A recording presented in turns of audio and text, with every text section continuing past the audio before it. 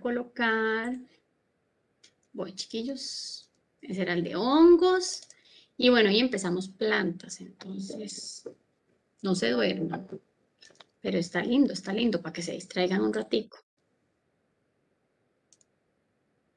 Este.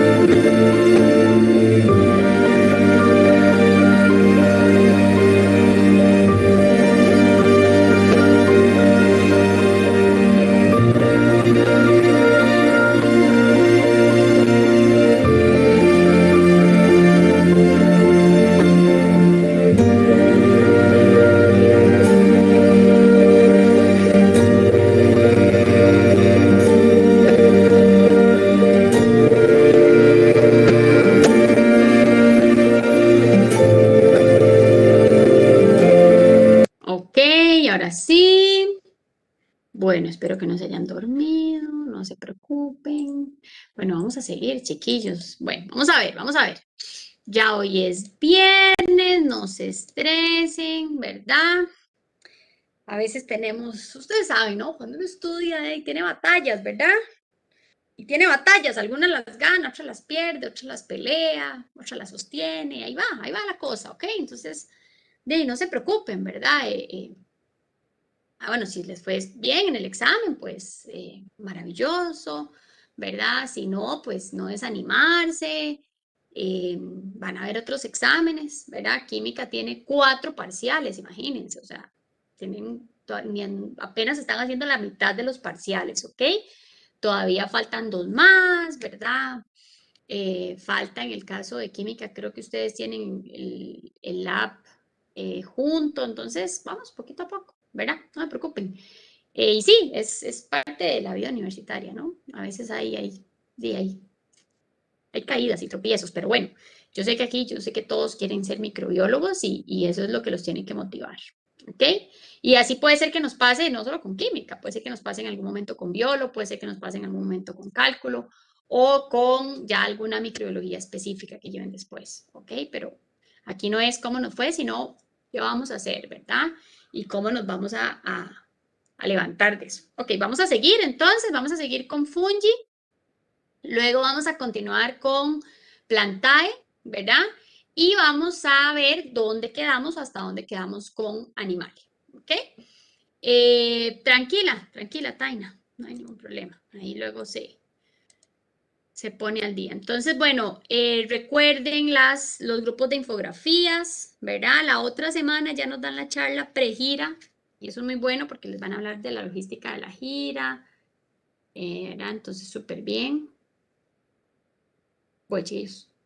Ok, sí, sí, no, la plataforma que usen ya para el día de la gira no pasa nada porque la guía o el guía les va a escribir a los representantes, entonces, ¿verdad? Y que ellos, y lo pueden incluir en la charla pregira, ¿verdad? Que ahí el guía o la guía pues les va a decir cuál es la plataforma que van a usar para conectarse, ¿verdad? Porque nosotros usamos Webex porque tenemos la licencia, pero eso no quiere decir que haya que comprar una licencia o X cosa, entonces pueden incluir ahí un poquito como esa información, ¿verdad? Que el guía o la guía les dice la plataforma que van a usar cuando les den como los links para la conexión del sábado.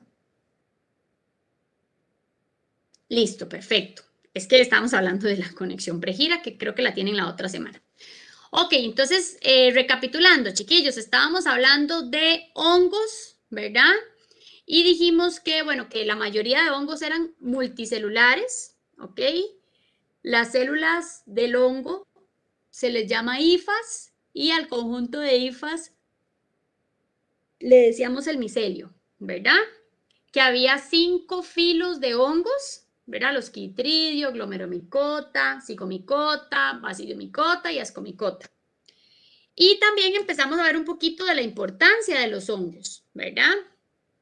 Entonces vimos importancia en la parte alimentaria o en la parte industrial, ¿verdad? Importancia a nivel médico, bueno, en la agricultura también, ¿verdad? Que ocasionaban enfermedades a los cultivos, importancia a nivel de salud, desde la producción de enfermedades, ¿verdad? Para nosotros, las micosis o tiñas, ¿se acuerdan? Específicamente las de la piel. Y habíamos quedado por ahí. También algo importante que dijimos de los hongos era que eran heterótrofos, pero por absorción, ¿verdad? Y su reproducción era por esporas, ¿ok? Sigamos con la importancia médica. Bueno, primero hablamos de las micosis y las tiñas. Luego, existe otra enfermedad, ¿verdad? Todavía no vamos por aquí. Otra enfermedad que se llama, uy, la aspergilosis pulmonar. ¿Ok? No es muy común, ¿verdad? No es muy común, pero puede encontrarse. La cosa es que hay un género de hongos que se llama, así como el penicillium, que ahorita vemos, hay un género de hongos que se llama el aspergillus. Y el aspergillus, como todos los hongos, produce esporas, ¿ok? Entonces, esas esporas, cuando algunas personas, ¿verdad? Las inhalan, porque hay esporas en el aire, chiquillos, y esa persona tiene un sistema inmune comprometido o baja las defensas o una susceptibilidad para las esporas, entonces le puede dar aspergilosis pulmonar. Sí, claro, aquí está en la... Pues ya se lo voy a poner otra vez en el chat. Aspergilosis pulmonar. La aspergilosis pulmonar es, como les digo, cuando se inhalan esas esporas, ¿verdad? Se van a los pulmones y en los pulmones, ¿verdad? Como se hace un micelio, ¿verdad? Entonces hay problemas respiratorios. No es común, chiquillos. Realmente en el ambiente hay esporas de aspergillus, ¿verdad? Y no es común que nos dé aspergilosis pulmonar. Pero en algunas personas, como les digo, con defensas bajas, que son sensibles a las esporas, entonces Entonces sí les podría dar, ¿verdad? Es como para que conozcan también que podría darse alguna afección así, además de las micosis o las tiñas. Ok, ahora, desde un punto de vista médico de salud, pero positivo, ¿verdad? Que no solo son para enfermedades, desde un punto de vista positivo, bueno, a partir de los hongos, ¿verdad? Se extraen antibióticos, como la penicilina. Entonces hay un género, y bueno, y si no lo saben, los invito a leer cómo se descubrió la penicilina. Pues fue súper curioso, por Fleming, ¿verdad? Entonces hay un hongo, el penicillium, del cual se extrae la penicilina, ¿verdad? Entonces eso es también como un punto de vista de salud, pero positivo, ¿verdad? Son súper importantes para la obtención de antibióticos. A nivel ecológico, bien, los hongos son descomponedores de cadáveres, ¿verdad? Junto con las bacterias saprófitas. Entonces, ayudan a nivel ecológico a descomponer la materia orgánica y a reciclar, ¿verdad? Como esa energía en el ecosistema. Son súper importantes descomponedores, ¿ok? En el ecosistema. Esa sería su importancia a nivel ecológico. Y drogas. O sea, ¿por qué hablamos de los hongos con una importancia a nivel de drogas? Bueno, sobre todo para ustedes jóvenes, mucho más importante esto. Porque uno oye muchas cosas, ¿verdad? Entonces, por ejemplo, los hongos, hay algunas especies que tienen efectos alucinógenos, ¿verdad? A nivel cultural, muchos antes se usaban, ¿verdad? O no sé si aún se usan, ¿verdad? A nivel cultural. Puede ser que sí, pero era común, ¿verdad? Utilizar, de hecho, no solo hongos, plantas, ¿verdad? Para hacer como esos viajes astrales y conectarse, ¿verdad? Con un ser sobrenatural y bueno, todo aquello. Pero es súper peligroso. O sea, realmente es muy peligroso consumir algún, qué sé yo, una planta o un hongo que tenga un efecto alucinógeno, ¿verdad? Que drogue a la persona. ¿Por qué? Porque la concentración, casi siempre son alcaloides, ¿verdad? Lo que provoca el efecto alucinógeno. Porque la concentración de esa molécula o de ese alcaloide es relativo. Entonces, puede ser que usted consuma y solo tenga un efecto alucinógeno corto, ¿verdad? Y hasta divertido, pero puede ser que lo mate, ¿verdad? Porque la concentración del alcaloide depende de la especie, depende del estadio de la especie. Entonces, para mí es importante hablarles de esto, ¿verdad? Yo sé que ustedes son muy juiciosos y, ¿verdad? Y no se meten en esas cosas, pero, ¿verdad? Muchas veces uno escucha, y mira, es que vea que los hongos estos del bosque, usted se los come y no, Dios guarde, usted nunca haga eso, ¿verdad? Porque es demasiado peligroso, pero demasiado, en verdad. Todas las sustancias que tienen efectos alucinógenos, chiquillos, son muy peligrosas. Algunas tienen efectos a corto plazo, pero algunas tienen efectos a largo plazo, ¿verdad? No sé, ahora que está tan de moda, la marihuana, ajá, lea artículos científicos para que vea qué pasa con alguien que consume marihuana desde joven y vea el cerebro de esa persona y vea el cerebro de una persona que no lo hace. Y me dice, ajá, y me dice si es lo mismo. No, chiquillos, no. Entonces, uno les habla un poquito de la importancia que es, ¿verdad? Que siempre digámoslo así, de la importancia de saber que estos organismos tienen efectos alucinógenos y que esos efectos alucinógenos pueden tener consecuencias muy severas para la salud, ¿verdad? Como cualquier, no solo los hongos, como cualquier otra cosa que tenga un efecto alucinógeno, ¿verdad? Puede ser muy grave para la salud, ¿ok? Entonces, en la parte de ecología, descomponedores, y aquí ponemos drogas por el efecto alucinógeno que tienen, ¿ok? Ahora las relaciones simbióticas. Ya hablamos un poquito de esto cuando vimos el filo glomeromicota, ¿verdad? Entonces, recuerden que cuando vimos el filo glomeromicota, vimos que era común en ese filo, ¿verdad? Ser simbiontes de plantas. Entonces vamos a ver cuáles son las simbiosis o las asociaciones que hacen los hongos. Hay dos tipos de asociaciones que hacen los hongos. Una se llama las micorrizas, ¿verdad? Que es cuando los hongos se asocian con plantas. Casi siempre los hongos de las micorrizas son de aquel filo. Voy a volverme para que se acuerden. Perdón. Ven estos. Entonces, la mayoría de los hongos glomeromicota, voy, son los que están presentes en las micorrizas. ¿Ok? Entonces, ¿qué pasa con los líquenes? Los líquenes también es una asociación de un hongo, pero no con una planta, sino con un alga. Y esos hongos de líquen pueden ser asco o basidiomicota, cualquiera de estos dos. La mayoría de las micorrizas, bueno, no la mayoría, pero sí es común encontrar glomeromicota, hongos del filo glomeromicota, formando micorrizas. Entonces, ¿qué son las micorrizas? Véalo aquí. O sea, en la raíz de la planta, ¿verdad? Las raíces, el hongo viene, ¿verdad? Y se une a esta raíz. Entonces, es mutualista. Este hongo no está infectando a esta planta, le está ayudando. ¿Verdad? Es mutualista, los dos se ayudan. Entonces, ¿qué hace el hongo? ¿Se acuerdan? Absorbe nutrientes. Entonces, el hongo va a absorber nutrientes. ¿Qué hace la planta?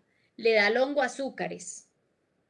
Entonces, siempre en las relaciones simbióticas, el hongo en lo que va a ayudar es a absorber nutrientes. ¿Verdad? Entonces, igual en los líquenes, solo que en los líquenes ese hongo no se une a una planta, sino que se une a un alga. Entonces, el hongo absorbe nutrientes y el alga, como hace fotosíntesis, le da al hongo azúcares también, ¿verdad? Entonces, como les digo, aquí el hongo de los líquenes sí pertenece sobre todo a asco y basidiomicota, y el hongo de las micorrizas es sobre todo el filo glomeromicota. ¿Ok? A ver, ¿cuál es el nombre científico de las levaduras? Ayer lo vimos, ¿se acuerdan de eso?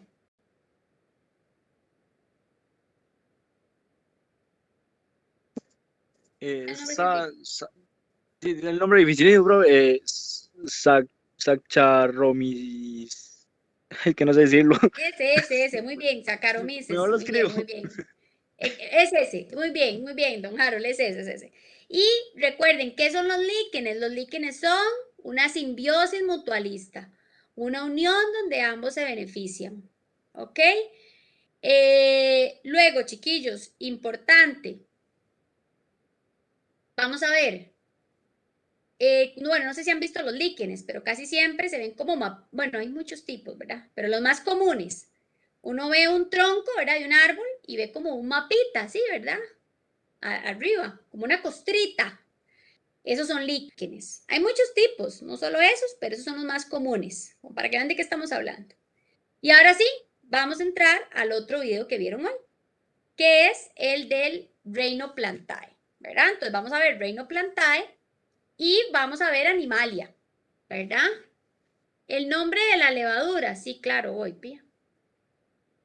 Este que vimos ayer. Ya se lo voy a poner por ahí en el chat. Por si lo quiere como copiar y pegar de una vez. ¿Ok? Ese es, con mucho gusto. Perfecto. Ahora, Rhinoplantae. Vamos a ver. No, las dos, ¿vale? Ok, micorrizas y líquenes. ¿Cuál es la diferencia? Que aquí el autótrofo, digamos, es porque el hongo, bueno, puede ser un hongo diferente, pero va a ser hongo, ¿no? Pero en la parte del autótrofo, el que hace fotosíntesis, en la micorriza es una planta y en el líquen es un alga. Pero ambas son relaciones simbióticas, ambas son de tipo mutualista. En ambas, el hongo lo que ayuda es a la planta o a la alga a absorber nutrientes. Y en ambos, la planta o el alga le da al hongo azúcares. Perdón, porque estoy compartiendo con video. Ay, qué vaina, es que se me olvida esto. ¿Esto? Perdón. Ahora sí, ya. Ahora, reino plantae. Ok, esto ya ustedes como que lo saben, ¿no? Las características como generales de una planta, ¿verdad? Todas las plantas tienen una pared celular y esa pared celular es de celulosa. Eso ya lo sabemos. Las plantas son autótrofos también. Recuerden que habían varios autótrofos. Las algas son autótrofos porque tienen clorofila. Las cianobacterias son autótrofos también, ¿ok? Entonces, el reino plantae también son autótrofos porque hacen fotosíntesis y debido, ¿verdad? Pues, ¿qué es la fotosíntesis? Cuando se absorbe luz por parte de una planta, lo vamos a ver la otra semana ya, súper lindo, para producir su propio alimento. ¿Verdad? Eso es fotosíntesis, sintetizar por medio de la luz. Y la clorofila es la molécula que tienen las plantas, y de hecho las algas también, que logra absorber esa luz, ¿verdad? Para esa síntesis del proceso.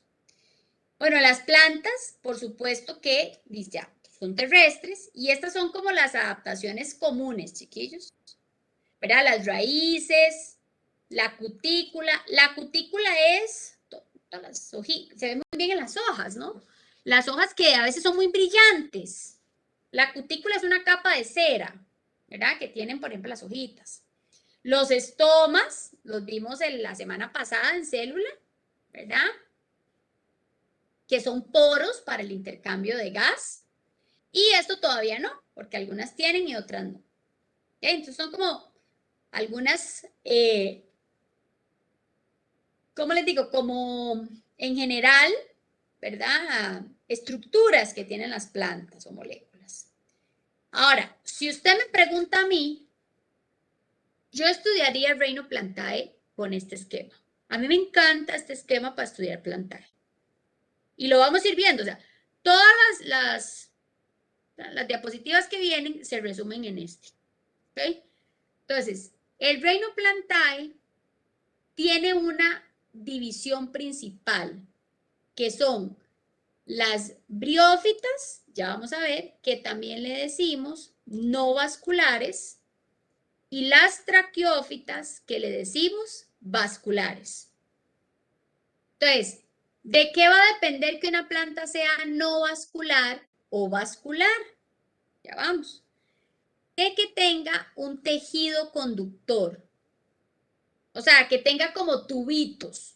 Cuando es no vascular, no tiene como tubitos, ¿verdad? Entonces vamos a ir poquito a poco. ¿Cómo se llaman esos tubitos? ¿Cómo se llama el sistema vascular? Voy a usar el chat. Se llama el xilema y el floema. Entonces, ¿qué es lo que le quiero decir? Que algunas plantas tienen como un sistema circulatorio, ¿no? Son tubos, como las venitas de nosotros, o las arterias o las venas. Las plantas tienen tubitos para transportar cosas. Entonces, esas son las vasculares. Las que tienen xilema y floema son vasculares. Las que no tienen esos tejidos conductores, xilema y floema, son no vasculares porque no tienen. Y si no me cree, haga el experimento del apio de nuevo y le hagas un corte transversal al tallo. Y cuando usted ve el tallo, ve puntitos. Esos puntitos en el tallo, en el centro, ese es el sistema vascular. Esos son los tubitos en la planta que ayudan a transportar cosas. El xilema transporta sobre todo agua. Y el floema ¿ok? El floema es más para sustancias orgánicas como azúcares. Entonces, vamos a empezar. Briófitas no tienen sistema vascular. Entonces, las briófitas, como no tienen esos tejidos, como dice aquí, son chiquititas. Las briófitas son pequeñas, necesitan siempre humedad, ¿verdad? Como una fuente de agua. ¿Quiénes están ahí? Los musgos, ¿verdad? Los musgos. Y estas que se llaman las hepáticas. Las hepáticas no son tan frecuentes verlas, pero bueno, depende de donde vivan, sí puede ser que vean hepáticas. Lo importante es que haya humedad, ¿verdad? O sea, si en mi casa es full sol o no hay tanta humedad, entonces es poco probable que yo pueda dar una hepática. Tal vez musgos sí, ¿ok? Entonces, esas son casi siempre, como les digo, bueno, siempre van a ser pequeñitas y en ambientes bastante húmedos, ¿verdad? Como con una fuente de agua cercana. Porque al no tener esos tejidos conductores, necesitan como rápidamente una fuente de agua, ¿verdad? Y ser pequeñas. No es como un árbol, ¿verdad? Que puede trasladar agua de las raíces hasta arriba. Entonces, estas son las no vasculares porque no tienen xilema y floema o les decimos briófitas. Y los dos ejemplos son musgos y hepáticas. Ahora bien, acuérdense, vamos por aquí. Entonces, estas ya. Ahora vamos con las traqueófitas. ¿Quiénes son las traqueófitas? Las traqueófitas son las plantas vasculares. Ya tienen xilema y floema. Y entonces tienen una adaptación para eso. Ya vamos a verla. Tenemos vasculares, yo les llamo así, chiquillos, inferiores, que son las que todavía no producen semilla, y estas que yo las llamo las vasculares superiores, que son las que producen semilla. ¿Ok? Entonces vamos a ver. Primero, todas las vasculares tienen xilema y floema, y esto es algo que es a partir de las vasculares. O sea, ellos no tienen lignina, porque son chiquititos. Entonces, cuando ya la planta es alta, porque tiene xilema y floema y puede transportar cosas, ¿ok? Necesita, digámoslo así, tener como una molécula de soporte, ¿verdad? Para que la planta sea altita. Entonces, la lignina aparece en las plantas vasculares como molécula que sirve de soporte en esas plantas, ¿ok?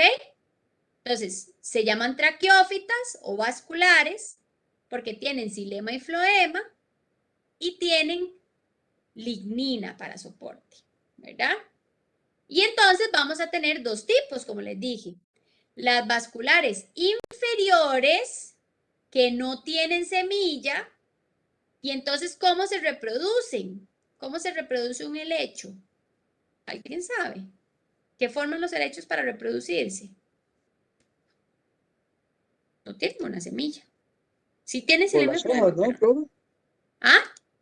Los helechos no son como por las hojas, digamos, cuando las tienen muy largas o algo así. No, bueno, sí por las hojas, ¿verdad? Pero en las hojas, bueno, depende del helecho, se forman como puntitos café. Y esos puntitos están, bueno, se llaman los oros y están llenos de esporas. Entonces, los helechos, estos son otros ejemplos. El licopodio, no sé si han visto el licopodio, es durísimo.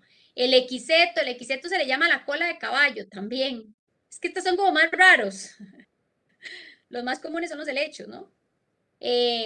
Entonces, estos, ¿verdad? Son plantas, pero todavía no producen semilla. Ellas se reproducen por esporas. De hecho, el equiseto, ¿verdad? La cola de caballo, es utilizada como una planta medicinal, inclusive, ¿verdad?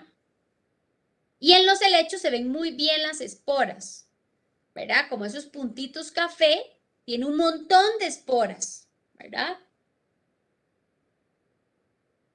Y luego tenemos las plantas, perdón, dime, vale. Disculpe que la interrumpa. ¿Cuál fue el otro Tranquila. nombre que dijo para las plantas sin semillas? ¿Vascular qué? Yo le digo vasculares inferiores. Ah, ok, gracias. Ajá, con mucho gusto. Y estas serían para mí vasculares superiores, ¿ok? Porque, Sebas, porque estas son vasculares porque tienen xilema y floema, pero ya se reproducen por semilla, ¿verdad? Estos son los 3 nombres. Los helechos son como los más comunes, ¿verdad? Luego tenemos el licopodio, es que ese no sé si tiene algún nombre común. Y el equiseto sí sé que le dicen cola de caballo. O sea, la gente la busca así, ¿verdad? Porque, como le digo, casi siempre la buscan por sus, porque tiene como efectos medicinales, ¿verdad? Ok, entonces ahora sí, tenemos las plantas con semilla.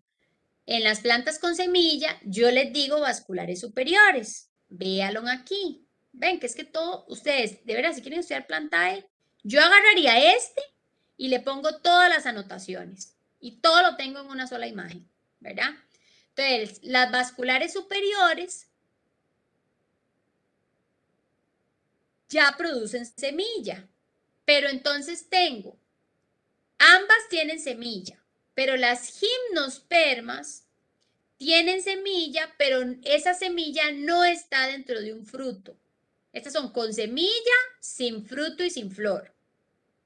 Y las angiospermas son con semilla, con frutos y con flores. Vamos a ver. Voy. Aquí está. Entonces, el hecho de tener una semilla, ¿no? Ya, a las plantas. ¿Cuál es como su ventaja? Bueno, que ya su reproducción o su diseminación es más fácil. Entonces ya tienen polen, ya tienen semilla, ya la semilla tiene un embrión, ¿verdad? Tienen también glioxisomas. ¿Se acuerdan que eran la reserva en embriones? Entonces ya tienen glioxisomas, ¿verdad? Y como les dije, se van a dividir entre las que tienen semilla, pero no tienen fruto. Aquí están las gimnospermas, con semilla, pero sin fruto y sin flor.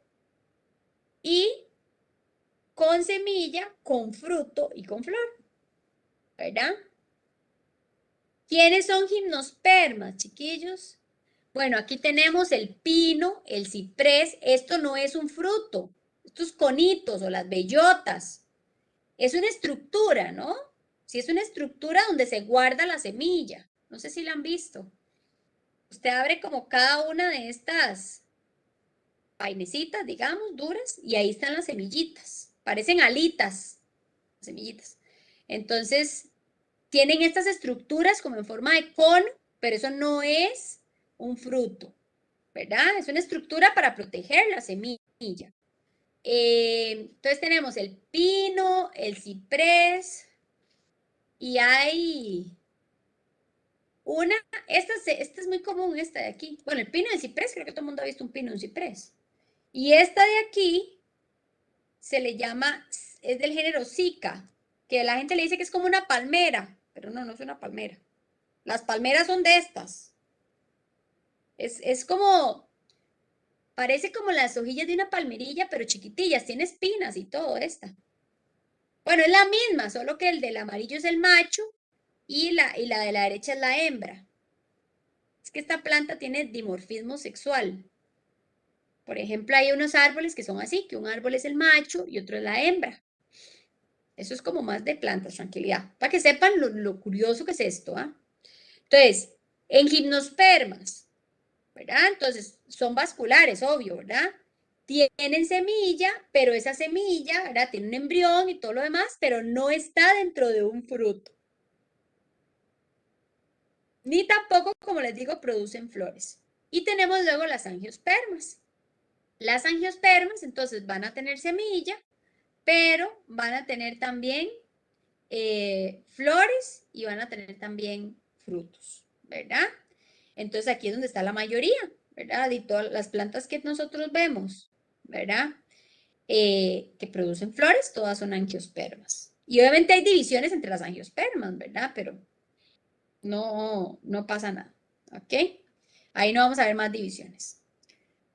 Ok, quiero nada más como que ahí cojan los celulares, que por sí siempre los tienen a mano, ¿ok?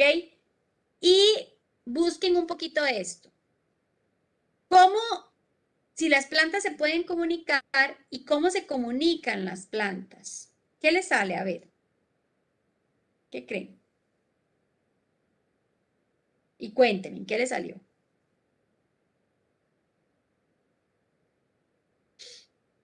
Si las plantas se pueden comunicar o no se pueden comunicar y cómo se comunican. Profe, Dígame. a mí me parece que se pueden comunicar por insectos fitófagos.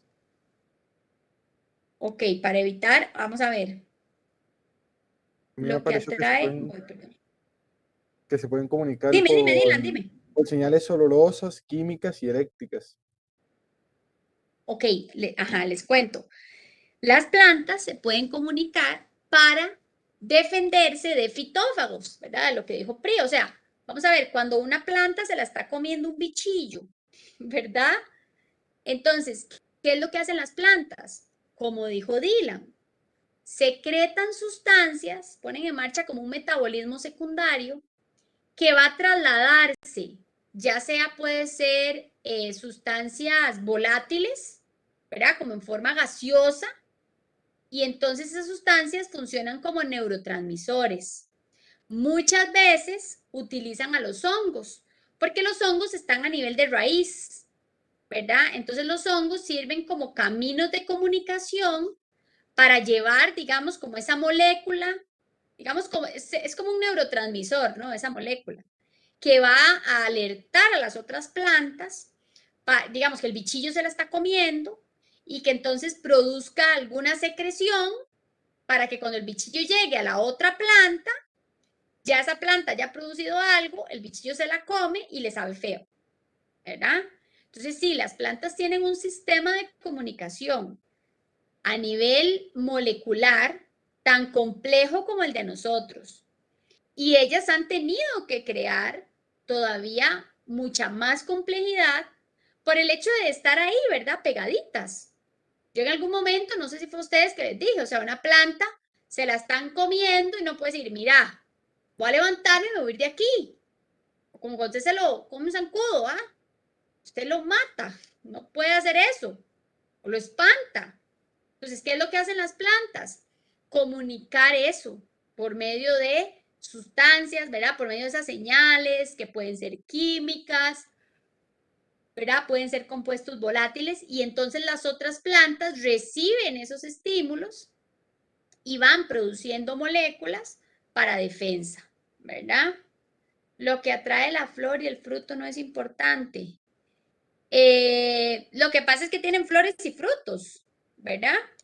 Entonces, esta es como la función de las flores, ¿verdad? Pero realmente las flores no solo atraen polinizadores, o sea, la flor permite la reproducción sexual de la planta, ¿verdad? O sea, porque las flores son los que tienen muchas veces por ejemplo, el pistilo, porque ahí llega el polen, se da la fecundación, ¿verdad?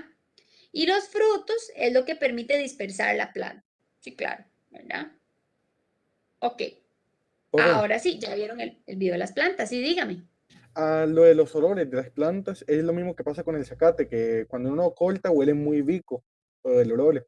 Y eso lo hacen, por ejemplo, que una hormiga se está comiendo el zacate empieza a oler muy bien y viene un gato y asusta a la hormiga. Exacto, es algo así, exacto. Y muchas veces, o inclusive esa misma secreción, tal vez para el mismo bichillo, puede ser, ¿cómo se llama? Puede disgustarle, ¿verdad? Puede ser fea. Entonces, sí, realmente las plantas, como les digo, han tenido que evolucionar mecanismos de adaptación súper complejos para poder defenderse, ¿verdad? Y poder como esquivar de algunos depredadores, ¿verdad? Por eso es que ahora Pri dijo, los fitófagos, como los chinches verdecitos, ¿verdad? Son fitófagos, fitoplantas y fagos alimentar. Entonces, todos esos insectos fitófagos se alimentan de plantas, como la hormiga que está hablando Dylan, ¿verdad? Entonces, las plantas ya han tenido que ver qué hacen, ¿verdad? Si llega una hormiga y se la va a comer, pues, o haciendo algo para llamar la atención de otro organismo para que se lleve, ¿verdad? Para que mate a la hormiga o la asuste, o secretando algo para que a la hormiga le sepa feo y se la deje de comer. O si no, por lo menos alertando a otras plantas de la misma especie que hay hormigas o que hay un enemigo para que vayan produciendo cosas para defenderse de ese enemigo, ¿verdad? Y como les digo, muchas veces los hongos ayudan a traspasar esas, ¿verdad? O a transportar esas señales por medio de las micorrizas. ¿Ok? Ahora vamos con reino animalia, ¿verdad? Entonces, ok, vamos a ver. Ok. En el reino animalia, chiquillos, tenemos dos grandes grupos, bueno, los animales, pero obviamente, tenemos dos grandes grupos de reino animalia. Los invertebrados, que probablemente es los que veamos hoy, y los vertebrados, ¿ok?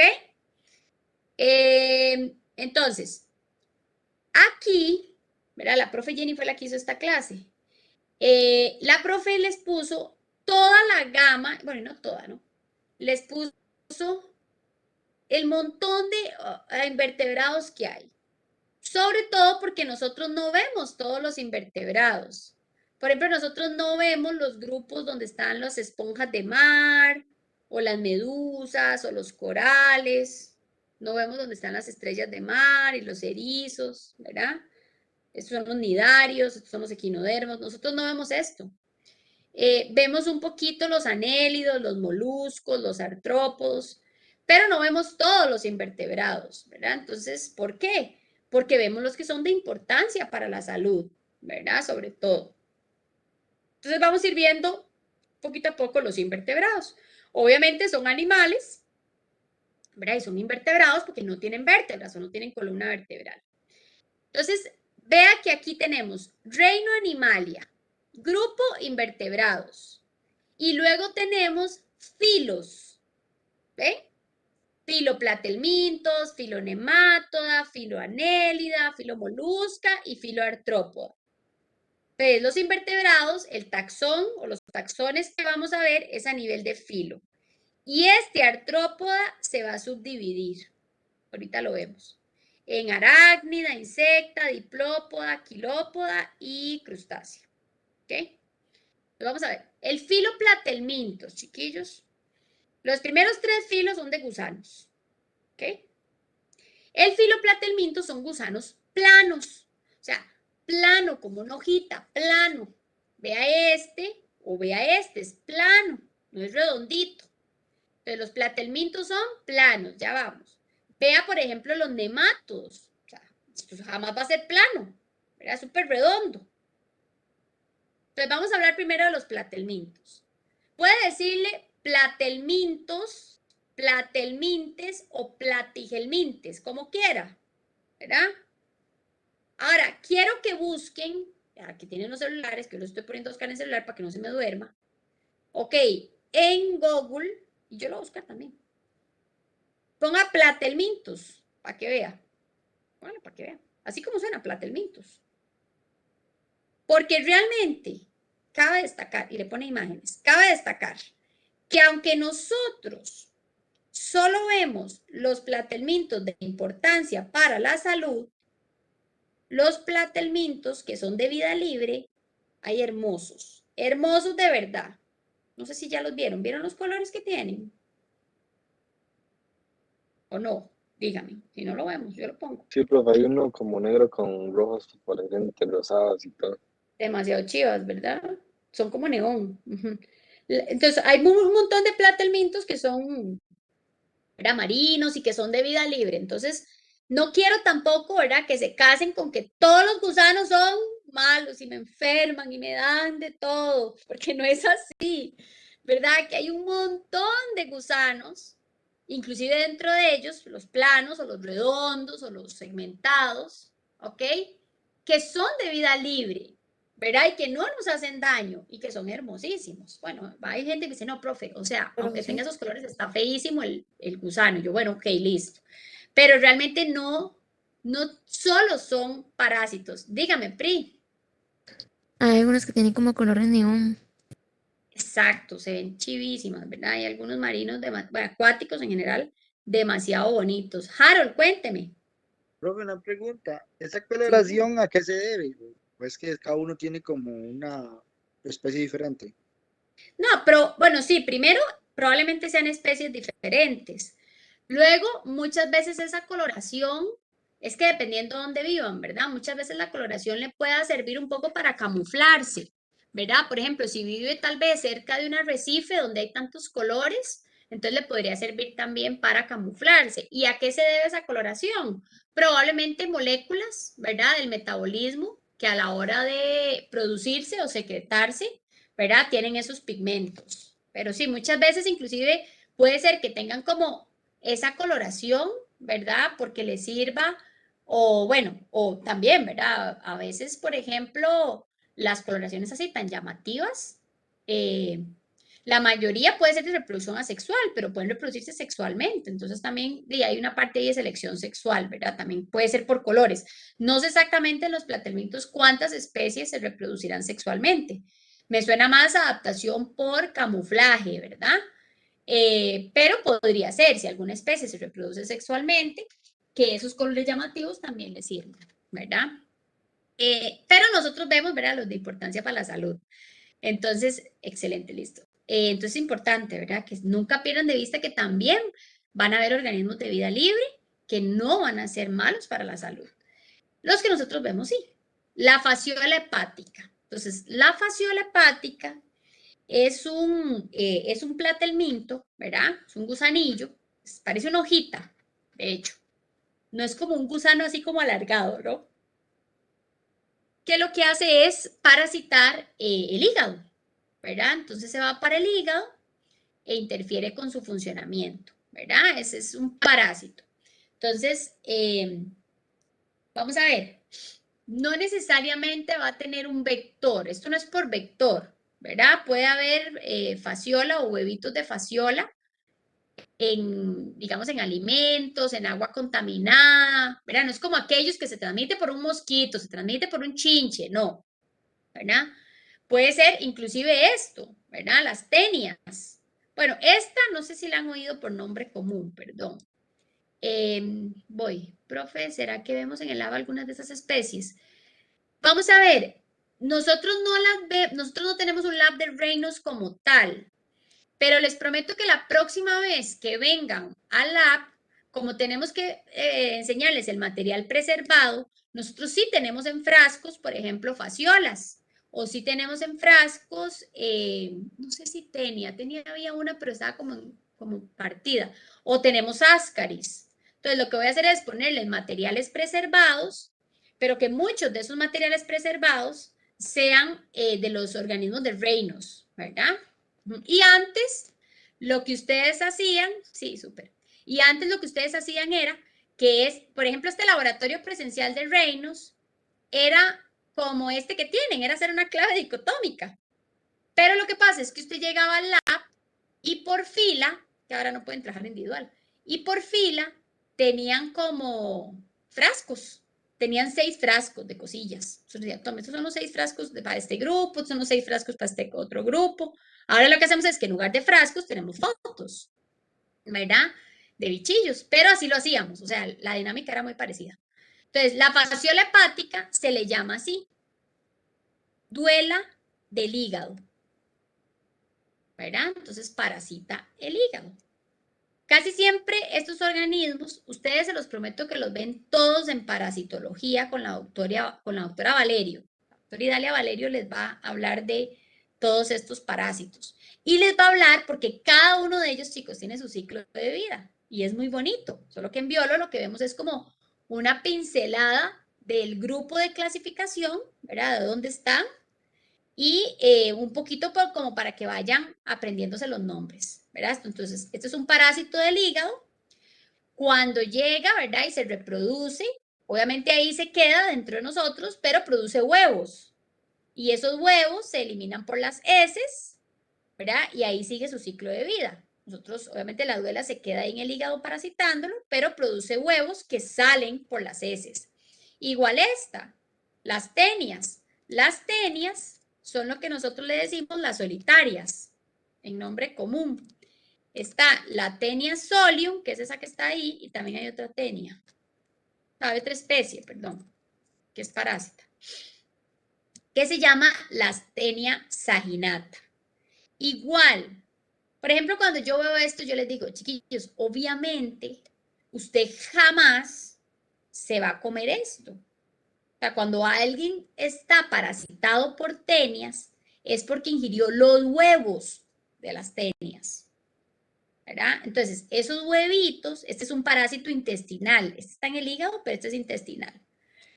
Entonces, esos huevitos de tenia se van para el hígado, ¿verdad? Uno los ingiere por carne contaminada, por ejemplo, y entonces la tenia sale del huevito, ¿verdad? Eclosiona, se llama eso, y se pega al intestino. Entonces, esto de la derecha se llama el escólex, son como estos dientillos, ¿los ven? O sea, ella los usa para adherirse a su intestino y absorber todos los nutrientes, ¿verdad?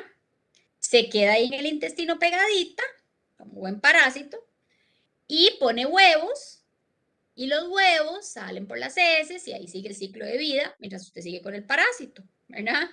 Ahora, todos estos parásitos son súper tratables, uno. La prevalencia o la incidencia, ¿no? ¿Cuánto?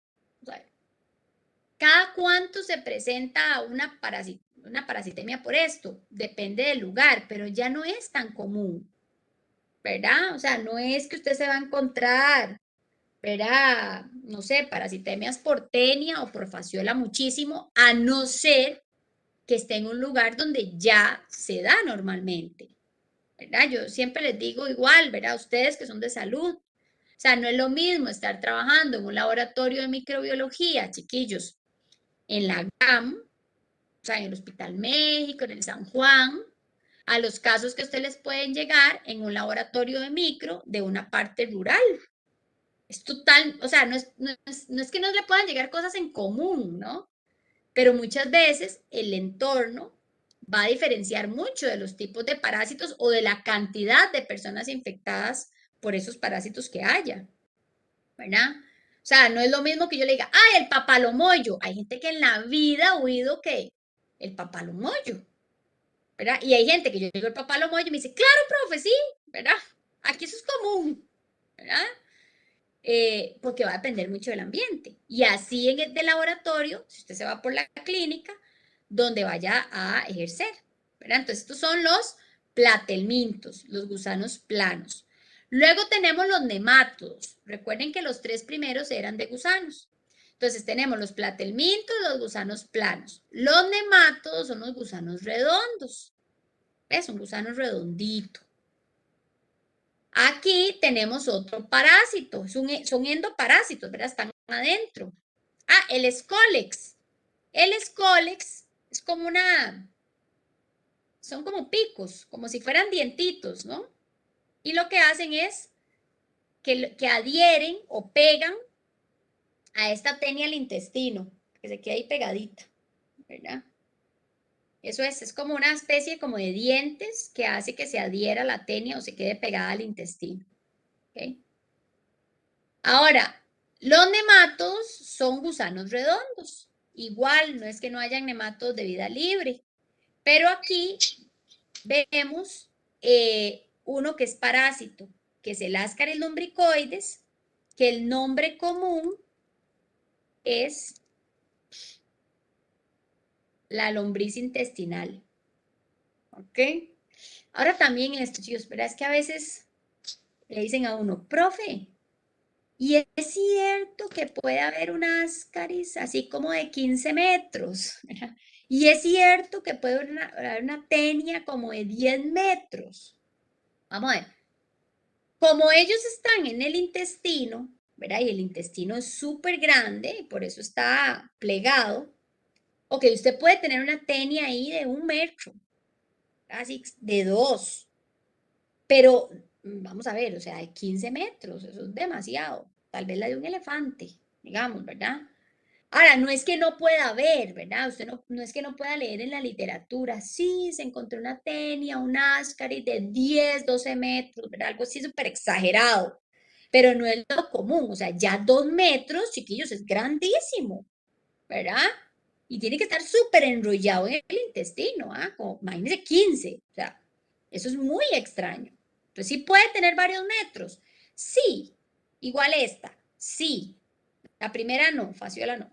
Pero, ¿verdad? Yo creo que ya, digamos, 1,5 metros, grandísimo ya, ¿verdad?